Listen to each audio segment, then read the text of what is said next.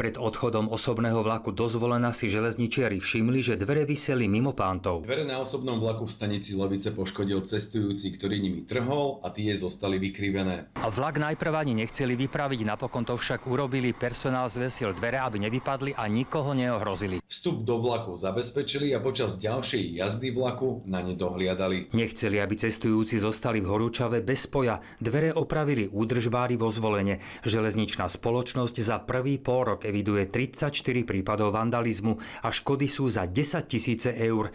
Nejde len o grafity či rozbité okná, ale aj o ukradnuté káble. Takéto násilné poškodzovanie vlakov môže ohroziť bezpečnosť cestujúcich a vyradiť vozidlo z prevádzky. Najčastejšie vandali hádžu do vlakov kameň a poškodzujú najmä vonkajšie sklá. Najviac takýchto incidentov zaznamenali na východe Slovenska. A potom tak vyzerá aj cestovanie. No. Tie grafity sú všade písané. Je to na každej stoličke, rozrezané stoličky, nepohodlne sa sedí. Myslíte, že by mali byť nejaké prísnejšie tresty pre takýchto vandalov, čo ničia vlak? Určite. Železničiari preto posilňujú kontroly na rizikových spojoch, viac využívajú telové kamery a spolupracujú s políciou.